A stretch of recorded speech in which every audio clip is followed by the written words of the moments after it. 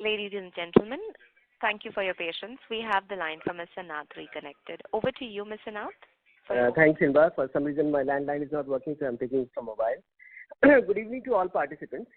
Thanks for spending time to listen to our results for this quarter. We have delivered as per our plans, which has been made public. But before that, for those who might be joining new, I would like to take you through the journey of Ugro in few words. Ugro was set up as India's first listed vehicle, which started fresh. We acquired a small listed NBFC in 2018 and raised approximately rupees 950 plus crore of equity capital from globally acclaimed private equity investors. We started our lending journey in Jan 2019, which was the first just post IL&FS crisis. In 3 years of our inception, we have seen through many other crises like DHFL, Yes Bank, COVID, and all other kind of other challenges for fintechs and NBFC. For all of us here and for our customers, this has been one of the most difficult times.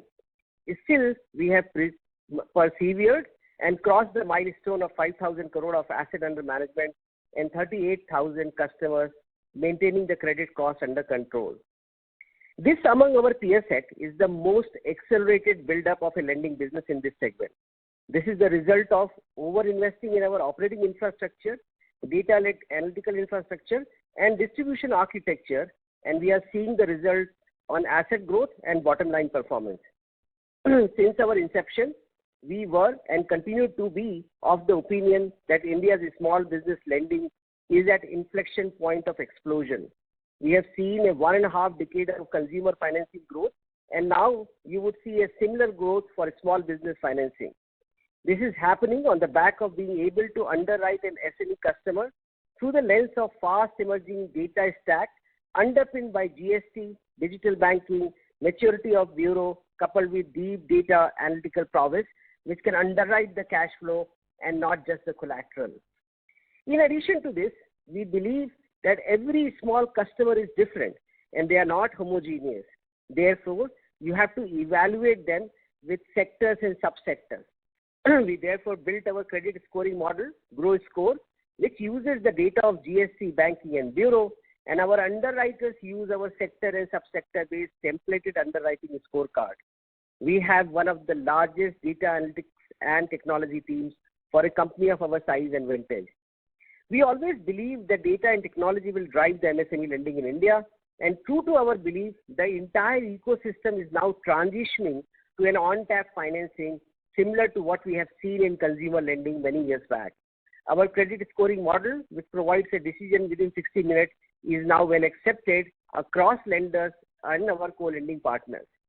In last few calls, I did mention that India's NBFC lending model is transitioning from an on-balance sheet to an off-balance sheet lending, and Ugro is leading this transition as a leader. So on one side, we have the strength of serving the MSME through multiple products, and on the other side, we have our co-lending and liability partners. We have been investing heavily in teams and distribution networks and taking all the costs upfront by creating a franchise which has the strength to now originate loan in excess of 600 crore per month. Banks lending to NBFC like us will take another shape in the form of co-lending, and here again, we have seen the changes over the last many months. We continue to maintain a healthy mix of on-balance sheet and off-balance sheet risk by steering our co-lending and co-origination partnership with more than 10 of the large banks and multiple large NBFCs. As we speak, our off-book AUM ratio has reached 35%, which we had targeted to achieve by March 23. With respect to the on-balance sheet liability, Ugro is one of the few companies to have been backed by 65 plus lenders in a short span of time. Our total off-book volume was 724 crores compared to 590 crores in Q2. The breakup of 720 crore was co-lending of rupees 273 crore, direct assignment of 108 crore, and this was by co-origination of rupees 343 crores. Income of co-lending and direct assignment is recognized upfront on the basis of discount rate. However, for the co-origination income, it accrues to us over life of loan as if the loans were on our balance sheet. Over our 4-year journey of precise execution and the process-driven approach, Ugro today has become a large-scale MSME lending platform comprising 5,000 crore of asset under management, 1,800 crore of quarterly disbursements, 100 branches, 38,000 customers, and more than 1,500 employees. While our numbers have been made available to you, I would share a few highlights. Momentum in growth of AUM and disbursement. Our total AUM increased to 5,095 crore from 4,370 crore in last quarter, up by 16% quarter on quarter. We have recorded the highest ever disbursement in Q3, which stood at 1,874 crore quarter for the quarter, which is 13% higher than the last quarter. In growth in terms of the total net income, our total income has increased to INR 108 crore for Q3 versus vis-a-vis 24% in Q2 23.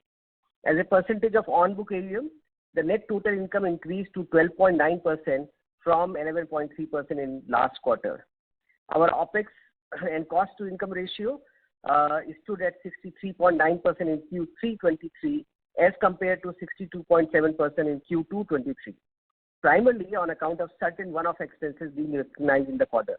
Adjusted for this one-off expenses, our cost to income ratio would have been around 60%. The employee costs month-on-month basis have been stable. The increase is only on account of bonus provisions, which we do normally in the last 2 quarters of the financial year. Our path to the higher ROA and ROE and profitability, the trend is very clear.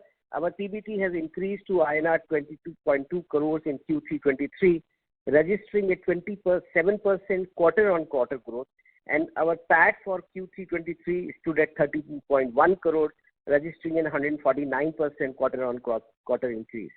Our cost of borrowing has seen no significant increase. We have a very well-diversified base of 65 plus lenders, including some of the largest banks and NBFC. While the cost of borrowing has remained at 10.5%, for most of the other players, it has increased by 100 basis points or more, while our cost has increased only by 20 basis points in last 2 quarters. And the last but not least, the disbursement in the loan lending as a service, or what we call the co-lending model. We have seen our total off-book portfolio increase to 1,775 crore, which is about 35% of our total AUM. We have started to see the result of the scale and liability franchise that we have created. Efficiency has started building out in our network, and same has started to reflect in our profitability on quarter basis. Despite demonstrating higher growth and improving profitability, the capital market seems to have not looked at the potential of our platform over the next 2 to 5 years. This might be because of our lower market cap, coupled with capital markets have been muted for lending businesses, and our differentiated lending model not fully propagated among institutional investors. We have proven our asset engine, its growth potential, our credit engine, and its ability to control credit costs. And now our focus for next year will be delivering profitability, which is comparable to any traditional or vintage lender. This, we believe, would put us in the bracket which is superior to banks and traditional NBFC. We have demonstrated that from the last year PBT of 20 crores, this year at 9 months itself, we have reached 50 crores. But now we would focus on doubling the bottom line over next financial year, while asset engine would continue to grow. It takes a lifetime to build financial institutions. We are toddlers vis-a-vis some of the other institutions in our industry. But with a deep sense of responsibility, we say that we are committed to build India's largest small business financing platform, serving the needs of the customer who otherwise do not get access to credit. And in that journey, we would build a financial profile with consistency, which only few have ever achieved. Thank you for listening to us. We are here to answer any question which you may have. Thank you. Thank you very much, sir. Ladies and gentlemen, we will now begin the question and answer session. Anyone who wishes to ask a question may enter star and 1 on their touchtone telephone. If you wish to remove yourself from the question queue, you may press star and 2. Participants are requested to use handsets while asking a question. Anyone who has a question may enter star and 1. Ladies and gentlemen, we will wait for a moment while the question queue assembles. Our first question is from the line of Satish Kumar from Choice Equity Broking. Please go ahead. Hi, thank you, sir, for question for taking.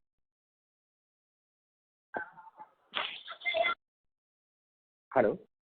Yeah, give me a moment, sir. It looks like sir's line is muted. I'll just unmute it. Mr. Satish Kumar, please ask your question. Yeah. So my question is about incremental disbursement. Over the last few quarters, we have seen incremental disbursement to the supply chain financing has been increased compared to our prime unsecured and secured segments.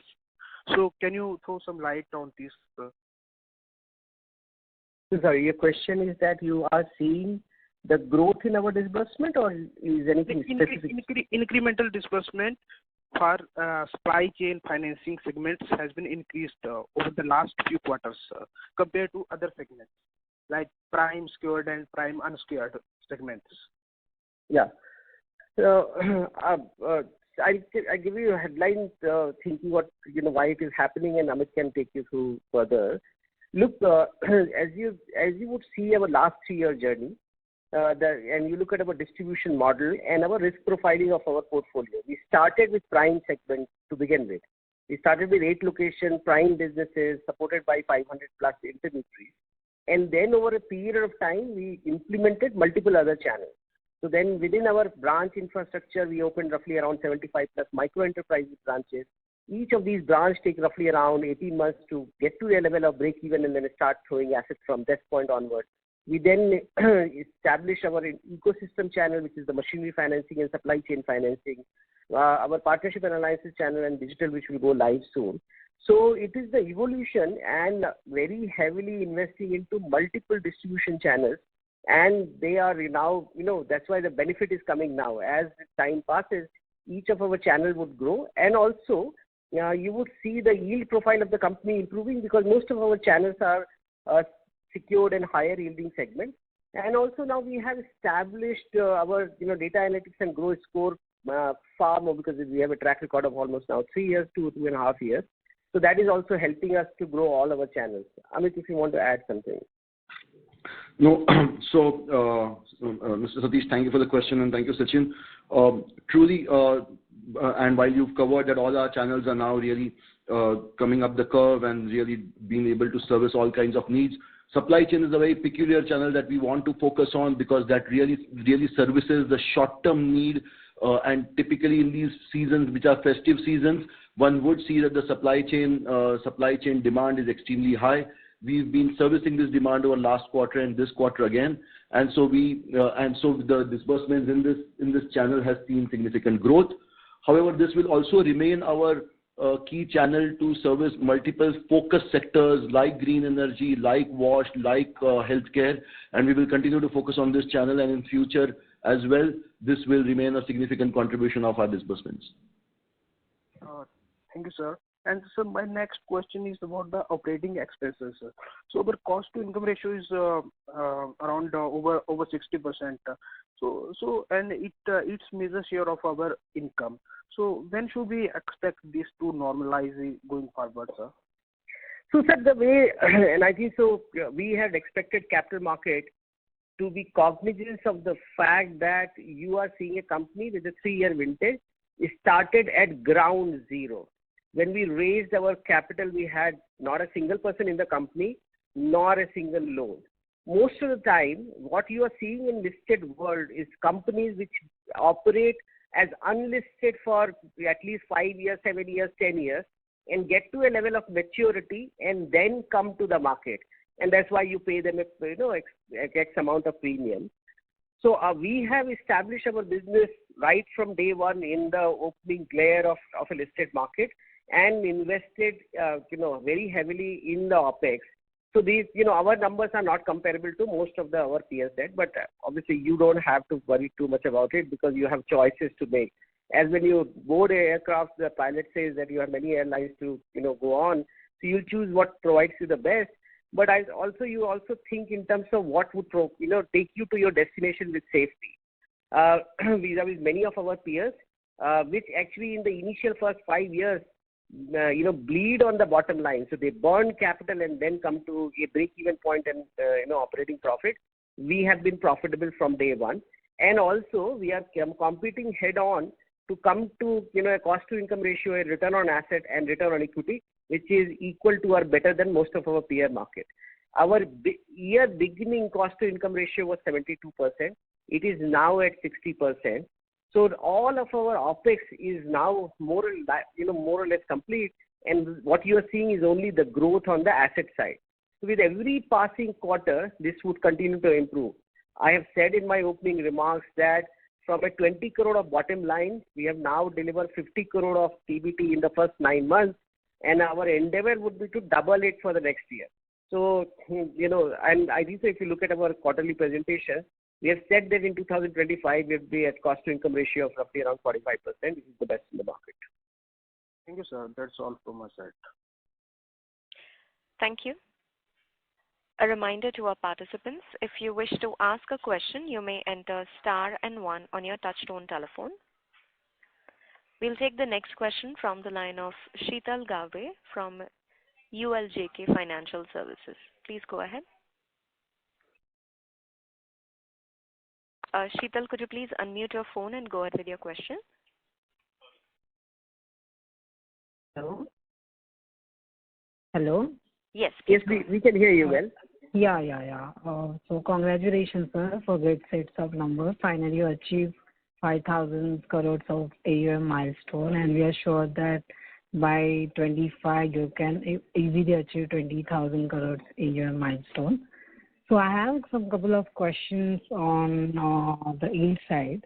As you are focusing on the off-balance sheet portfolio around 50% by FY24.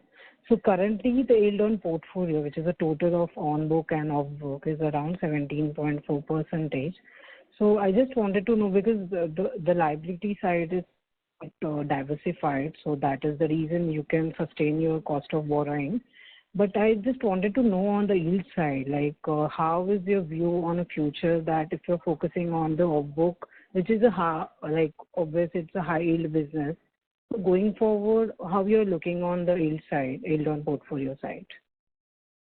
So, sir, sorry, I think the off-book to on-book, yield on portfolio has no difference, right? So when you yield a portfolio is at what rate we lend to the customer, right? Yes, correct. That is independent of when we are lending to the customer, whether the asset is going in my balance sheet or is it going to a co-originating partner or it is going to a co-lending partner. Yield on the portfolio is yield on the portfolio, right? Okay, so just wanted to know that what is your expectation going ahead by 24? So as I was answering the question from Choice Broking, that our prime business, which is technically a lower yielding business, is now in terms of the percentage term, it is roughly around 50% of our monthly volumes. But our higher yielding business, micro enterprises, the machinery business, and few others are now gradually growing.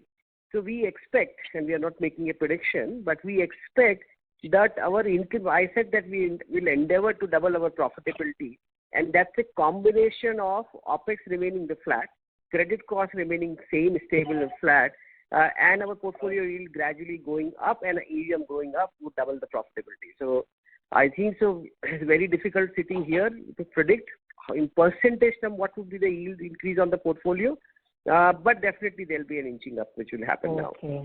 Okay. Great. And the second question is on NPA side. So now obviously it's only 2-3 years of operations of Ugro. So currently it's very nominal GNPA and NPA. So now the company is focusing on the AUM growth part. So going forward, because the majority of AUM is secure, right? So how going forward you are expecting that the NNPA will be by 25? Anuj, you want to take this? Yes, I will take that. So the overall portfolio quality is a function of the overall portfolio mix as well as in individual business lines, what is the expected GNPA. So with our statistical scoring models now quite stable, we are in a position to somewhat predict of how the portfolio will behave. as you would, and we have been reiterating this in previous calls as well, the endeavor is to have a healthy balance in the portfolio with secured book overall to be around 70% and unsecured book to be around 30%. And the projected, if you see our 5-year plan, the projected gross NPAs are not likely to be over 2%. And the way things are, and we have seen the early warning signals and early indicators of the portfolio, we think we would remain within that. Okay, fine. And on the last one is on the capital raise. Like in the last 3 years, you raised around 30 billion through equities and debt. So going forward, because now the Ugro is focusing on off-book AUM. So now, is there any plan in 1 year down the line for any capital raise? So we have already, disclosed, at the beginning of the year itself, that by end of the quarter, which is the fourth quarter of this year, or the next quarter of, first quarter of next financial year, we would be doing the capital raise. Its form, shape, and size is not yet defined. But at the speed, at the growth rate which we would definitely be raising capital. Okay, fine. Thank you so much, sir. Thank you. We'll take a next question from the line of Ankur Kumar from Alpha Capital. Please go ahead. Hello, sir. Congrats for a good set of numbers. Sir, you talked about safety and in the line of that aeroplane. So I just wanted to ask, because we have grown to 5,000 crore in about 3.5 to 4 years, and we have good targets for coming 2 years also. So, but this fast growing is generally considered not so safe in a financial institution, as in from the capital markets perspective. So how do you think we are going to manage in terms of both growth as well as managing the NPAs?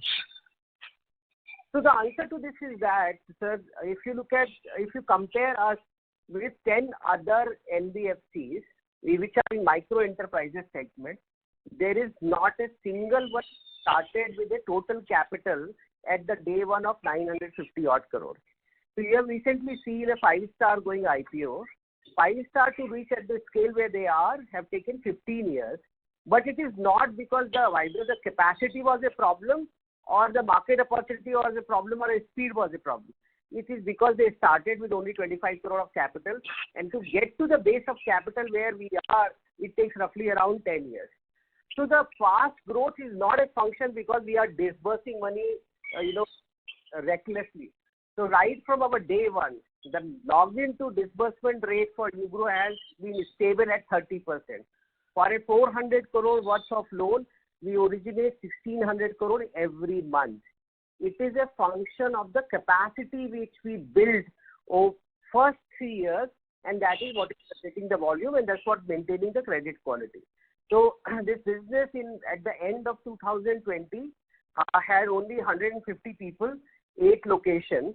At the end of 2022, it had roughly around 1,500 people, 100 locations, 150 people in technology, 40 plus people in data analytics. So our growth, and we are not chasing growth. Actually, our installed capacity versus what we are delivering, we already have a gap of 30-40%. So we are not chasing growth. Growth is coming because all our verticals have been deeply established with both people, technology, and credit processes. There will be definitely a point of inflection after which the company would grow at a 15-20% per annum basis. But till that time, the base effect of our infrastructure will deliver the growth.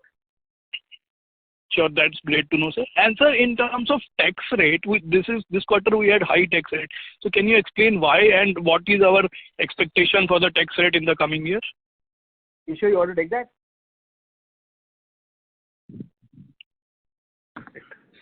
So it is largely because of 2 factors. One is that since we are into MAT, we are still into the old regime, so which is higher compared to the normal tax rate. And also during the merger of Asia Pragati, we have inherited some carry forward losses where we have created deferred tax asset. some of which has got lapsed during the period, and hence we had to reverse those losses. So in H1 we have taken a hit of around 7.2 crores, and we have incrementally made provision of around 4 crore during this quarter. So cumulatively in YTD December we have made additional provision of around 11.3 crore on deferred tax asset which was created earlier and now require reversal. Otherwise we would have been, if you remove that, then we would have been a normal stable regime of 30%, which is in line with the old regime of taxation. We are into MAT, hence we have not migrated into the new tax regime. So how much of this deferred tax asset is still pending, sir? So deferred tax asset is pending in the books is roughly around 17 crores over next, which is available for over next 2 to 3 years, and one would be available till next 7th year. Part of it we should be able to utilize, but a part we may have to take a reversal in coming quarters. Sure. And sir, one question. In terms of coming 12 months, what are the risks that we see in terms of achieving our guidance in terms of, as you were saying, doubling of profit before tax and growing AUM that fast? So what are the risks that we see in the business? So we operate in the customers lower customer segment in the loan ranges of 10 lakh to maximum 3 crore, unsecured loan only maximum of 25 lakh segment. Generally, all of this noise about inflation, economic slowdown, Ukraine war, and all of that, we believe that to a very large extent, the micro enterprise segment is microeconomics. And also, we are not seeing a major economic slowdown to happen in India, which can cascade to the bottom of the pyramid. So generally, from the customer segment in which we operate, we are seeing very healthy growth for all our segments of the market. Having said that, as a financial institution and as a lending institution, increased rate scenario is obviously of a concern, because if our borrowing rates consistently keep increasing, then obviously that's a problem, because our customers finally cannot afford a very high cost because they have a very limited margin. But good thing or a good story about it is that we are now seeing the rate hikes to taper down, and we are only hoping that only 1 or 2 hikes to happen more. Second, I think so that generally the liquidity in the banking system has reduced because the credit demand has been extremely high. And obviously, as you know, we are largely dependent upon banks and also the capital market, public market, DFIs. But we are not growing by 25,000 crore a year. Our growth rate and number of diversified lenders, we think that is also not a big challenge. But that's also, continue to be a risk for the broader market. Sure, sir. And sir, in terms of secured book, you're saying 70% book is 70% book is secured. What is our LTV on that book? Anuj, will you take that? So it is divided between secured by property and secured by machinery primarily. So in secured by property, our average LTVs are around 55%. And on secured by machinery, our average LTV would be around 65 to 70%. Sure, sir. And sir, last question would be, as in you talked about capital markets not appreciating our journey so far, but we have a lot of, as in we have PEs on the board. So what is exactly, can you, as in you would have talked to some of the institutions, so what is exactly that they seem to be thinking that we are missing, because of which capital market is not appreciating us? So as I said that, there are multiple reasons and, it's very difficult to specify. But first and foremost reason that we emerged just prior to IL&FS crisis, and capital market has seen multiple financial institutions to be under trouble, DHFL, yes, banks, so on and so forth.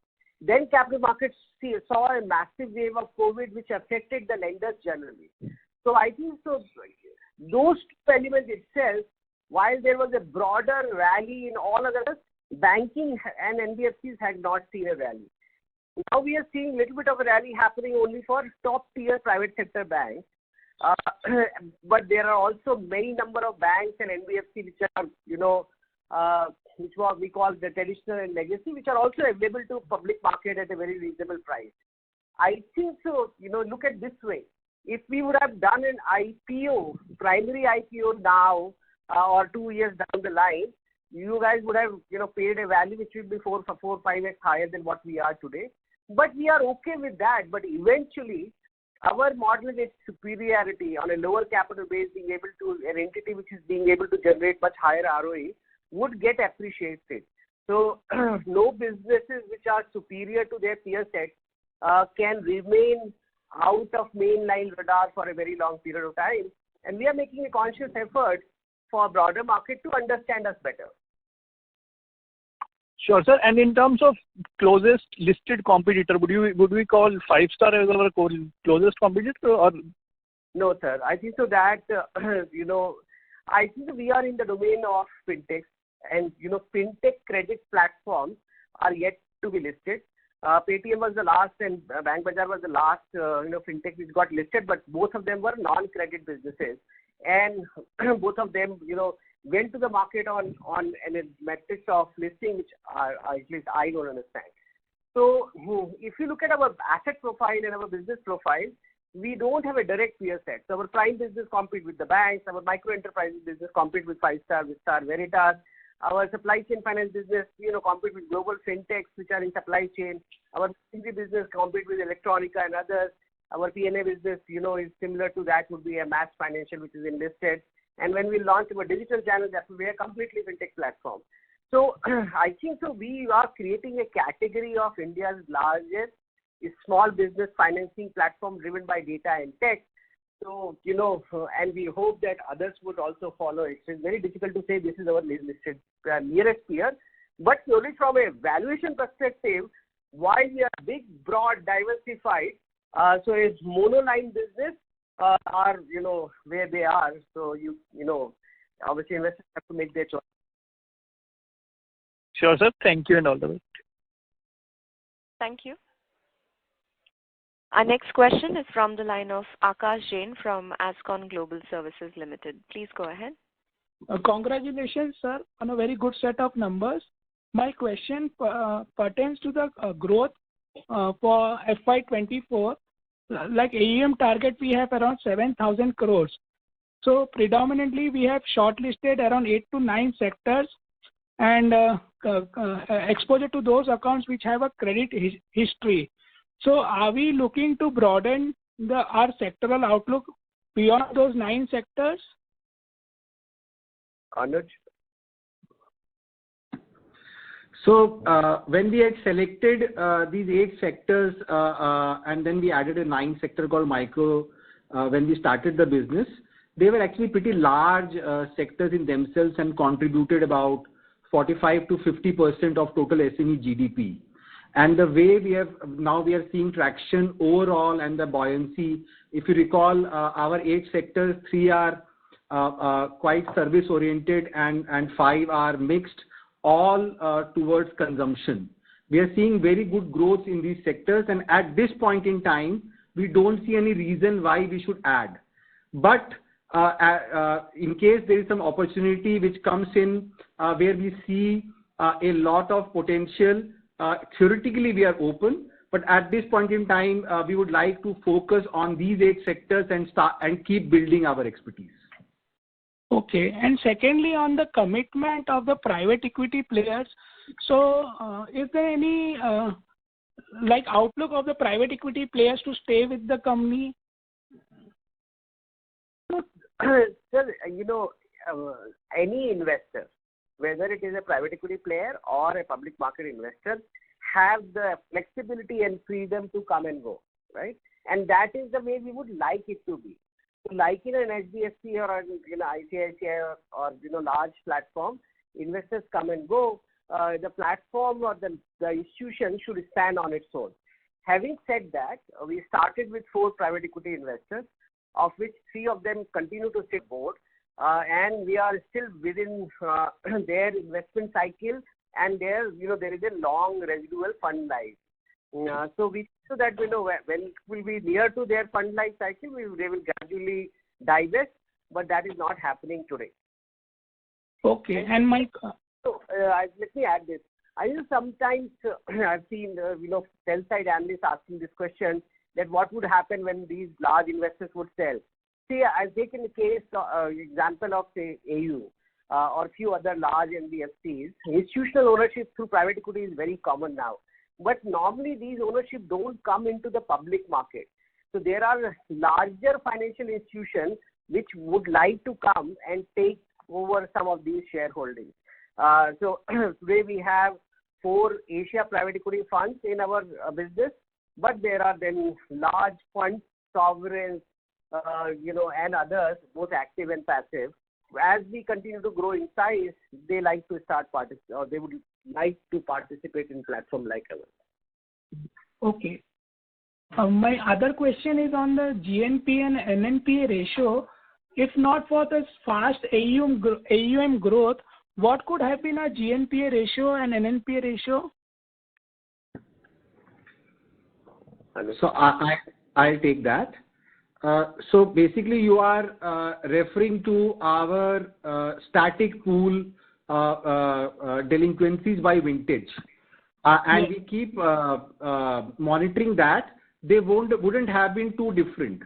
So the post-pandemic sourcing, post-July 2021, when we implemented our new Ugro score 2.0, which took into account both the banking behavior and repayment behavior by sector, we are seeing that even after 12 months, 18 months, the book quality remains consistent. So it wouldn't have been too different. Okay. Thank you, sir. Thank you. A reminder to our participants, if you wish to ask a question, you may enter star and 1.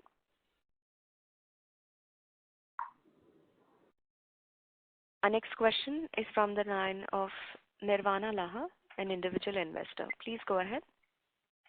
Yeah, hi. Thanks for the opportunity. So the first is a bookkeeping question. So for the 9 months of FY23, I can see that the total comprehensive income is about 25.4 crores. But the equity from March 22 on the books to now has only increased by 2 crores. So how are we accounting for this? I will take this. Your question is right that while our profit has increased, it is not reflecting into our total equity, because if you remember last quarter we have done set up an ESOP trust where we have purchased share of worth rupees 25 crore, which was adjusted with the capital. Hence, with this adjustment, it is what it is. Okay, and is this trend likely to continue? So when will we see the book value increasing through profits flowing through to it? So, sir, if you look at our public, Kishore, in our public disclosure, the ESOP trust approval is for roughly around 28 odd crore, of which 25 crore has been exhausted. So rest of it will get exhausted as and when the trust decides. That's independent of us. But we should see now, with every passing quarter, we should see accretion on the net worth of the company. Okay, thanks. So the next question is regarding the deferred tax assets. So Mr. Kishore, you said that 17 crores was still left from that demerger. Can you tell us what percentage of the 17 crore is likely to lapse again and hit the PBT? Because this number is affecting our ROEs clearly. So a clear guidance on that would help us model things. So as we move forward, depending upon the profitability, whether we will be able to absorb it or not will depend upon what kind of profitability we will have in future. But clearly, we can foresee that next year our deferred tax liability, which is about to lapse, is close to 7 crore. In our belief, with the profitability target which we have in mind, we should be able to absorb that. So there should not be any impact on PAT next year on this line. And then there is another line, another deferred tax asset which is there, which is roughly around 2.3 crore, which will be lapsing sometime 2029-30. So that much will not impact unlikely to impact, because by that time our profit will be very high and probably we will be able to absorb it next year or the year after. There is one portion left which is available, which will be lapsing this year itself. Part of the provision we have done in this quarter, and the balance portion we will be, if the profitability we are not able to absorb in next quarter, then that part we will be taking in the next quarter. And how much is that, may I know?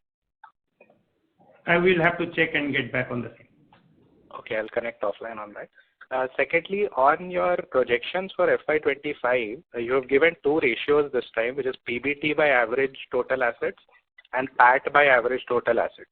So if I look at the PAT to PBT ratio there, it's coming to around 18%.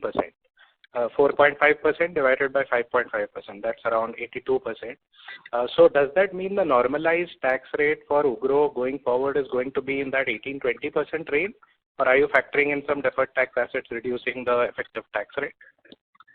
So it will depend on two factors. One, that as I explained earlier, that we are into MAT as of now. So whatever provisioning we are doing, it is on account of deferred tax. Going forward, if the profits are there and we are able to absorb the MAT credit which is available, depending upon these factors, the final tax rate would arrive at that point of time. So as an outside investor, I should go ahead with 25% as the effective tax rate? Not exactly, because again MAT credit is available, so it will be available for utilization in 24-25. Okay, I'll connect with you offline on this, Mr. Kishore. Thank you. I have a few questions on collection efficiencies. So the same month collection efficiency this time is around 94%, and it's consistently at that level.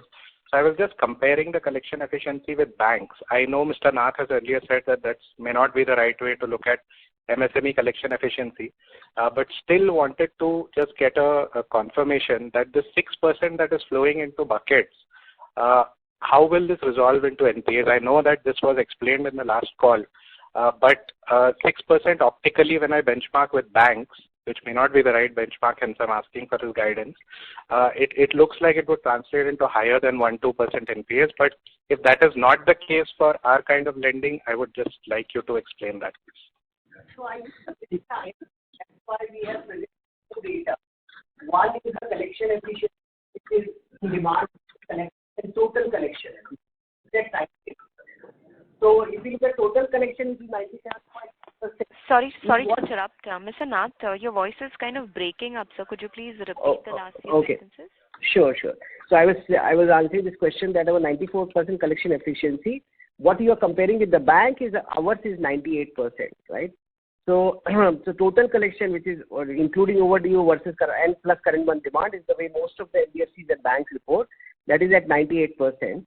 Now, Anuj, can you take this 94% and what happens to the 6%, and how? But is that the right way to think that the 6% is all flowing into NPA? That's not the case. Yeah, I'll take that. Thanks, Sachin. So typically, collection efficiency numbers should be seen in conjunction with the subsequent bucket resolution numbers. So when a account bounces the check for the first time, it moves to what in industry is called bucket X, and the bucket X resolution rate is the primary driver along with collection efficiency on what would flow further. Typically, in our case, because it's a small business lending, the bucket X resolution rates are closer to 98-99%, and hence whatever is flowing forward is close to 1 and 1.5% only, which will eventually can become NPA. So a collection efficiency number along with the bucket X resolution number will normally give the full picture. Okay, thanks for explaining that. On the co-origination book, so what is the percentage of FLDG that we usually have to provide? So it varies, right from 3% to 7.5% is the first loss cover on co-origination with other large NBFC we have provided for. But the losses would be similar to what is on our balance sheet. So I think so. If whatever you are seeing is our credit cost is the total credit cost, which is right now is we are presuming it to be 1.5%. I see. And this is only applicable for when there's an NBFC on the other side of the transaction, not when a bank is there. banks are not allowed to take FLDG as per RBI circulars. Okay. And could you tell me, out of the 74 crore total provisions, how much of it would be towards covering the FLDG guarantees? Very, very small. Anuj, do you have that number? So the provision is, the way we provision is the way if the co-origination business would also have been booked on our own book. So there is no difference. It is just that we cover it adequately by the way we do it in stage 1, stage 2, stage 3. So at this point of time, the coverage would be in line with that product. Typically, our stage 1 provision for unsecured loan is close to 1.5%. For a secured loan, it would be around 1%. Okay. So the reason I was asking was today the provision is 1.5% of on-book AUM. So after removing that number, I just wanted to check what the provision to AUM ratio would come at. But I can write to you offline and get that number. So last question from my side. Our provision includes the book which is co-originated book. So if I have 100 rupees of book of on balance sheet and 100 rupees book on co-originated, we presume as if we have 200 rupees of total book. And when we provision a stage 1, stage 2, stage 3 on the total of 200. Mr. Laha, I'm sorry to interrupt. Maybe request you to return to the queue. There are several participants waiting for their turn, sir. Sure. Thank you. We request participants to please limit their questions to 2 per party. Time permitting, you may come back in the queue for a follow-up question. Our next question is from the line of Tushar Malhotra, an individual investor. Please go ahead. Mr. Malhotra, could you please unmute your audio and go ahead with your question? There seems to be no response from this line. We will therefore move to our next question. That's from the line of Joel Elias, an individual investor. Please go ahead. Hello. Hi. Congratulations on the numbers again. I just had a couple of questions regarding the customer journey. So do we have any KPIs for evaluating customer stickiness, customer satisfaction, and customer retention? I wanted to know if we are aggressive with trying to get customers to be customers to borrow repeatedly. As in, what is our approach towards customers, and how do we evaluate that? So we are still, as I said, my opening remarks are toddlers in this business.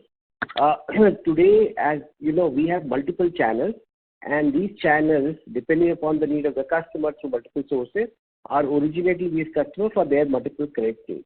There are a few things which we focus upon. One, turnaround time. Second, meeting the credit demand subject to the credit approval process.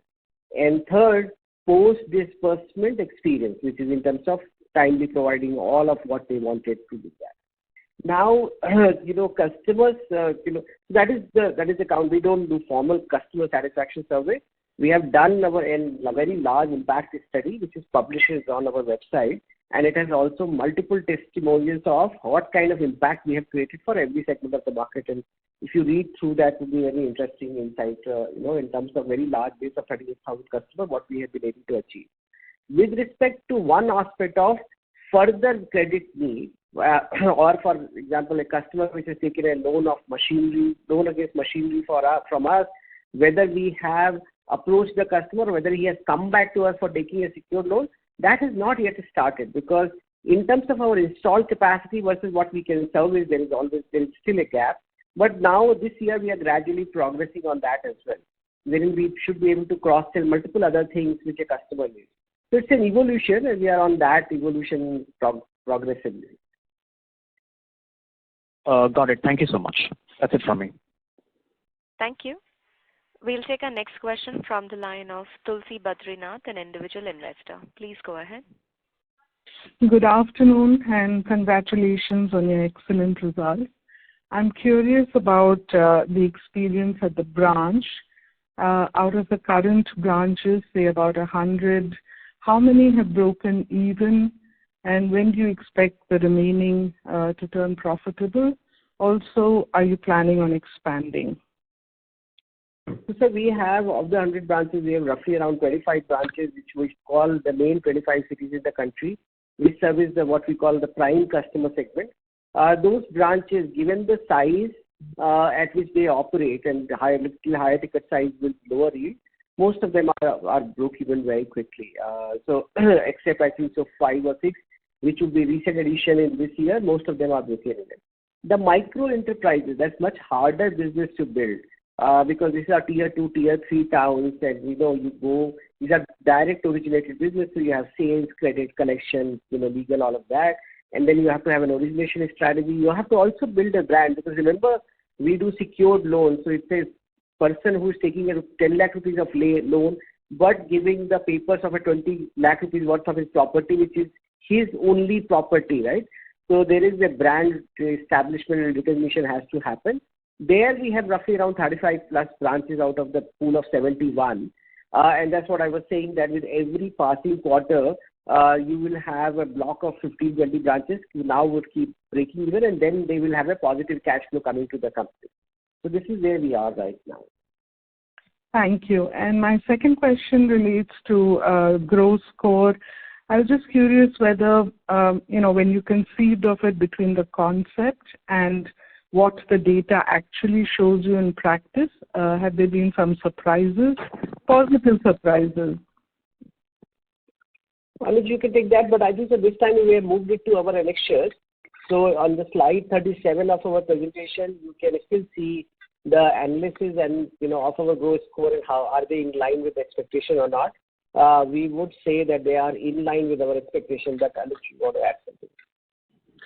Yeah. So if you recall, our growth score classifies the customer by risk band from A to E, and what we do continuously on quarter is to look at the performance not only of our own customers but the customers whom we have scored but not disbursed, on how they are performing on other loans which we have taken from other financiers. And so far we find that the risk classification is stacking up quite decently, so no surprises. Although the data is still for the kind of comprehensive work which we have done, we would like to wait a little more, 2-3 quarters more, to see in case there is something else which comes in. But all the early indicators are indicating that the hypothesis of the growth score classification will stand good. And this is also with growth score 3? No, this is growth score 2.0. Growth score 3 is what we have just piloted. That will take into account GST as well, in addition to the repayment behavior from bureau and the banking behavior. So that we are going live in this quarter. Okay. Thank you. Thank you. We'll take our next question from the line of Akash Jain from Ascon Global Services. Please go ahead. Sir, my question is regarding cost to income ratio. Say for in the presentation it is mentioned like for FY20 projection is around 45%. So for to reach the AUM size of around 20,000 crore, and how will we reduce the cost to income ratio? Like what expenses will go off, or? So nothing would go off. Only your income side would keep going up. So you have pre-invested into a physical, technological data analytics infrastructure, and your incremental cost increase in terms of the OPEX versus your multiplier on the AUM and asset side would keep bringing down your cost to income ratio. Okay. And since we are very strong on the technology front, so is there any plan to develop a special app like SBI's YONO app, similar to that kind of app for digital onboarding of customers? Just watch this space. I think in mid-February you will see it. Okay. Okay. Thank you, sir. Thank you. A reminder to our participants, if you wish to ask a question, you may enter star and 1. We'll take our next question. That's from the line of Vignesh Iyer from Sequent Investments. Please go ahead.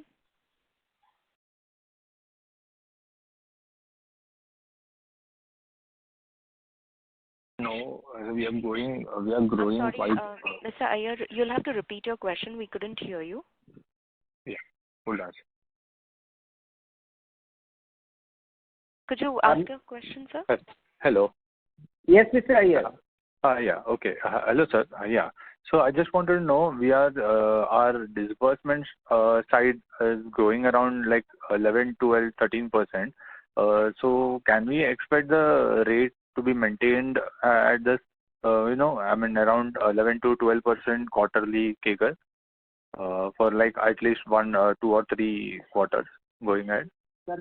Sir, as I said, our disbursements are not a function that we are lowering the yield for the customer.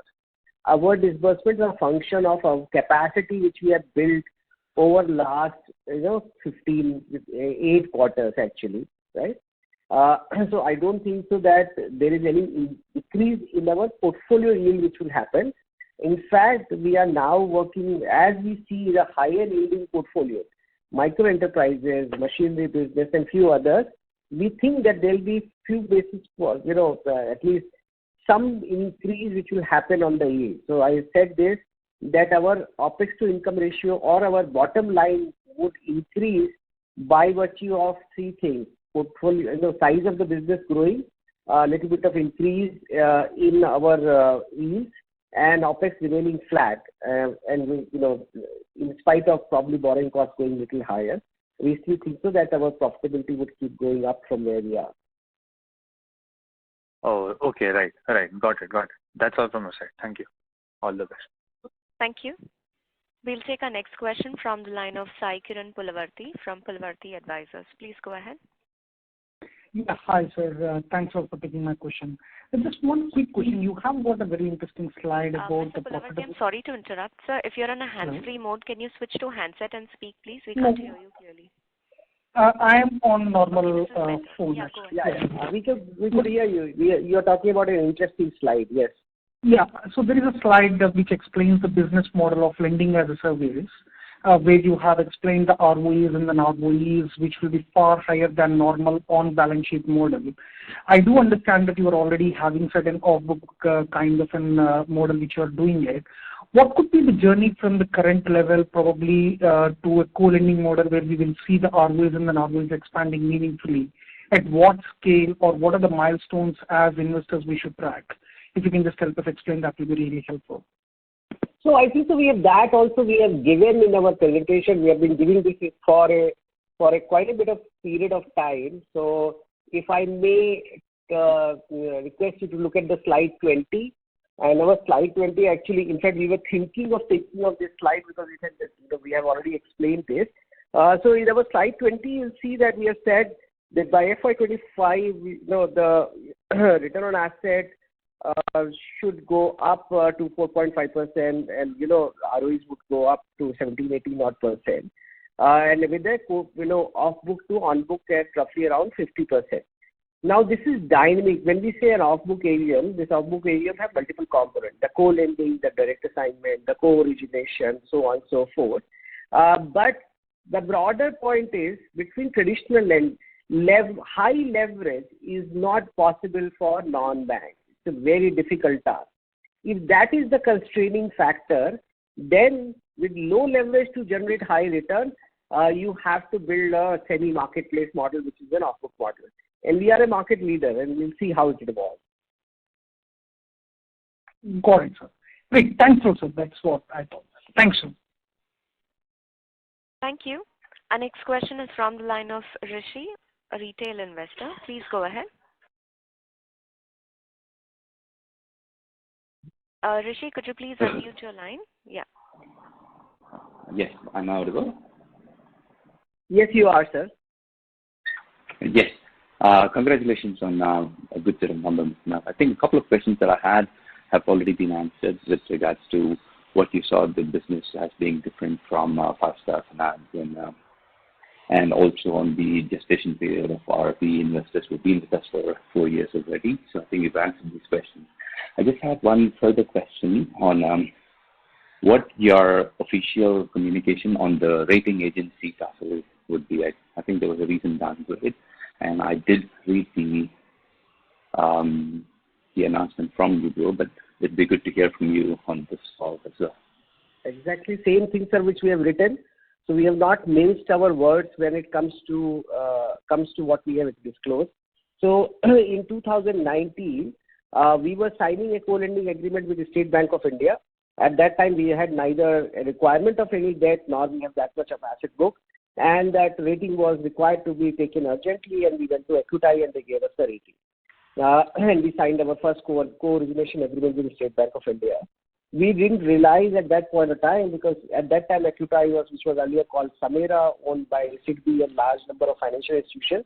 This is also the same period of time where rest of the rating agencies were deeply affected by IL&FS and DHFL crisis. So they were not doing fresh rating of fresh NBFC, whether it was ICRA, whether it was CARE, India rating, all of them were deeply affected by the IL&FS crisis. So when we took Equity rating, we didn't understand the challenge with a rating agency like Equity. We have been raising this concern for a very long period of time in Equity that market acceptance of Equity is very poor. To an extent, a large private sector bank on whose board there is the chairman of Equity is there, but still that large private sector bank don't accept Equity rating. So, and also there is this market, benchmarking. If you are rated by used to be rated by Brickwork, Informerics and Equity, other rating agencies, rate you 1 or 2 notch lower than those rating agencies, because these Equity and likes of rating agency are not considered in terms of quality at par with the other rating agencies. Equity actually, in order to continue holding on to our business, upgraded us. First they made us, a stable outlook. Then they upgraded us, I think so, in August from A to A+.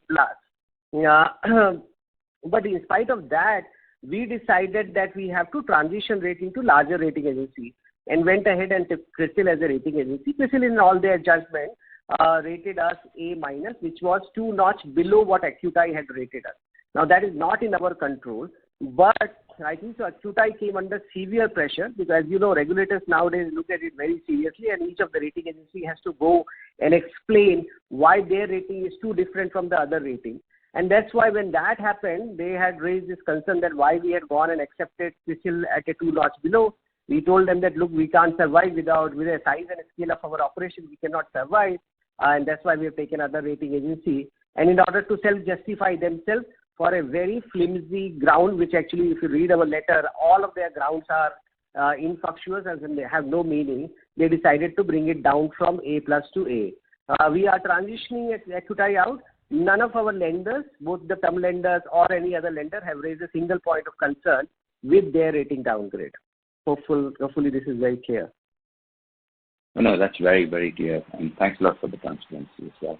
And just one further question. I mean, with the funding winter that we are seeing for startups and other tech platforms in India, do you see any issues with the fintechs that you are associated with on the Ugro Xstream platform? Do you see any less participation from them in the recent past, or anything of that sort? Your question is, are we investing into those platforms? Is that the question? No. The users of our Ugro Xstream platform, where you are doing co-lending with other fintechs like Kinara Capital, etc.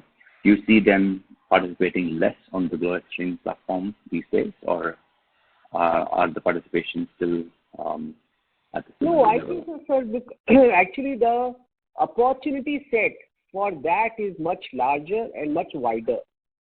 Because our self-origination channel, we technically stop at the yield band of, or a customer band or a risk band of what we call the 18 to 19%. There is a large set of customer population which starts at 18-19% band and go all the way to 30-35% band. We don't do that on our own. But obviously there are large number of credible platforms. It can be a fintech, it can be a small NBFC, it can be a revenue-based financing or any form of innovator which is backed by good capital and have ability to absorb losses and is willing to work with us. So actually the number of partnership or integration has gone to almost 79. However, we have been holding on to not growing that book, quite rapidly. So on an average, we are doing 50 crore a month, and we have been diversifying the base of our partners. We are evaluating and seeing that should we increase this, given that now we have 2 years of experience, we understand each partners and we have seen their vintage. So I think the beginning of the next financial year, we take that call that whether we maintain this at the same rate where we are or we accelerate it given the number of partners have grown. Understood. I have one last question. I don't know if I can squeeze it, or I can get back in. Please go ahead. Yeah. No problem. So this question is, I've been listening to interviews from the five-star finance, and one of the things that they said as their moat is the non-competitive nature of tier 4, tier 5, tier 6, and that's why they believe that they are worthy of a much higher valuation than other peers. I was wondering as to how would you see this, like given that Ugro is not really in tier 4, tier 5, tier 6. I don't even know what tier 6 is, to be honest, but what is, according to you, a good geographical diversity for Ugro? How deep would you penetrate in the future? So I would refrain from commenting of what other players talk about their business and what their moat is. That is for the market to judge. I think that we have, at the beginning of our micro enterprises channel, we think that the real credit need is for the micro enterprises. The micro enterprises which exist in tier 2 and tier 3 town. And as you rightly said, I don't understand what is a tier 6 town. From my experience, coming from a very small town city, that is largely a tehsil or a taluka. Very difficult for that to have a business, franchise where you can go and do too much of credit. But tier 2, tier 3 town are good enough. And as per our last evaluation, we looked at the entire India, and our analysis tells us that the 5 or 7 states from a credit behavior perspective are the best states, and roughly around 350 PIN code locations where the cluster behavior of the credit is very good. So we would like to go in those 5 to 7 states and in those 350 to 400 plus cluster locations. Thank you very much for your patience. Thank you. We take a last question from the line of Nirvana Laha, individual investor. Please go ahead. Yeah, thanks so much for the second opportunity. So, Mr. Nath, my question is on the lending as a service slide. So I see that earlier we used to have 6 banks and 6 NBFCs as partners. This quarter it has come down to 4 NBFCs. And we used to show a pipeline of potential deals that I don't see this quarter. So my question is, to reach our 10,000 crore off-book target for FY25, how are we placed in terms of these existing 10 partners, and how much do we need to depend on forging new partnerships? So, sir, why it has come down? Because we have learned the art of saying no. Because once we started, we thought that actually, we are a small company, we are a young company, and, anyone who is showing interest, we should do all effort and just go and sign up. We realized that in marriages, it is not just important for bride and groom to come together and tie the knot. They have to live together also. And living together had different connotation. Even if you have been a boyfriend, if you have been partners and known each other for a long period of time, once you start living in the same room, it's a different story altogether. So in view of that, certain, not the banks, but certain NBFC which we signed up, but we don't think so that philosophically our philosophies match. So we have suspended those partnerships very amicably, and we'll go back to them. In terms of why the new lines are not there, because the existing capacity we are not being able to service. The top 3 banks, public sector banks in India, the number which you are quoting up to 2025, 75% of that actually is among the first 3 banks which we have signed up, right? And we have not been able to deliver that at all. So that's why we were under so much of pressure from existing large banks, each one of them having expectation that we will deliver 100 crore per month. We thought that we should limit our relationship right now and expand only next year. When, so one bank has now reached up to, I think, 700 odd crore. Other banks has reached around 200 odd crore. So I think 1,000 crore to 1,500 crore, wherein a large bank would pause and review us and then give us another 1,000 crore of line.